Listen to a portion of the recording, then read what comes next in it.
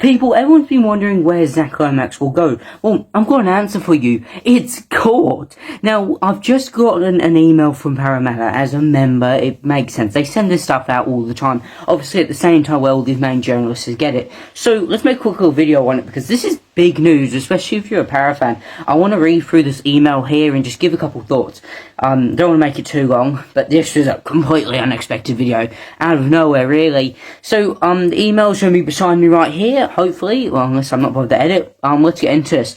So, dear Oliver, I'm writing you directly because you deserve to hear clearly and honestly why your club is taking a firm stand in relation to the Zach Lomax matter.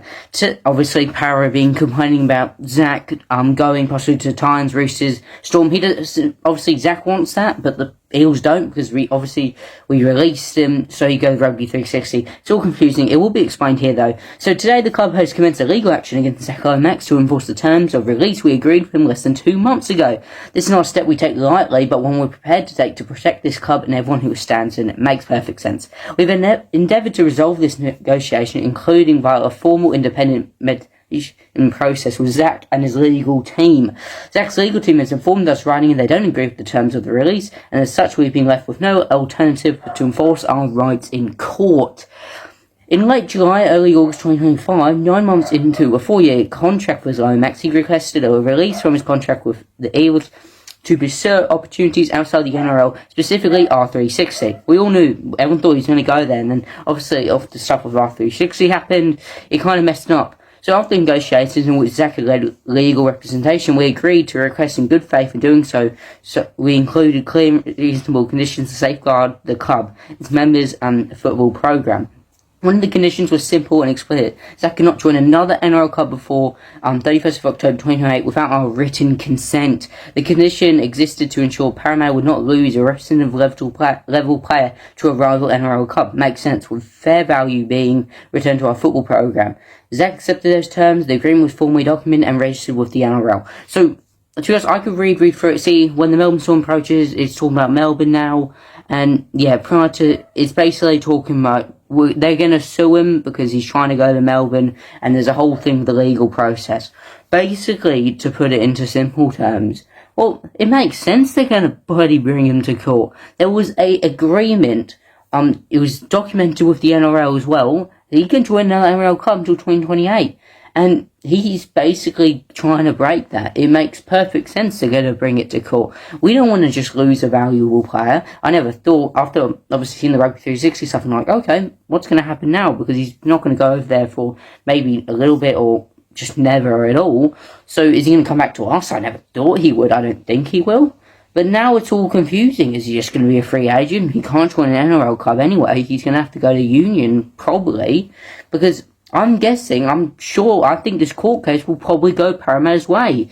So, I want to continue reading. So, prior to commencing the legal proceedings, we offered Zach an opportunity to work for us and his agent to explore Zach playing for one of the other 16 NRL clubs and come to an arrangement that would result in us receiving a fair exchange of value. So, Zach declined it.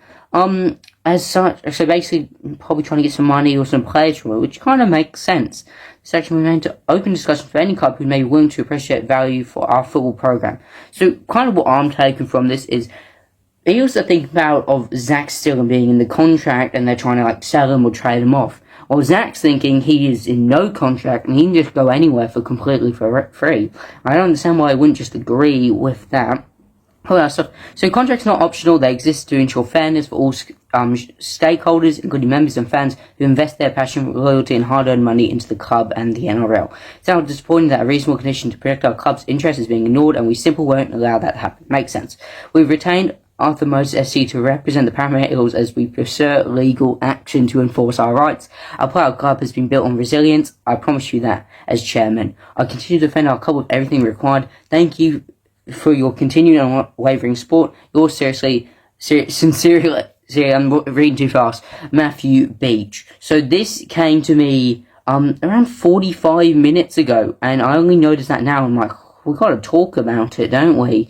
I did get a recent email from the Parramatta Eels, which was given out to the members. I remember reading this, and it was a thing about how Para are going to be having some sort of day, not a fan day, but there's another day after that that they were planning to do. Yes, the member forum event where, they ask questions to the coach and chairman and all that type of stuff, members of board and staff.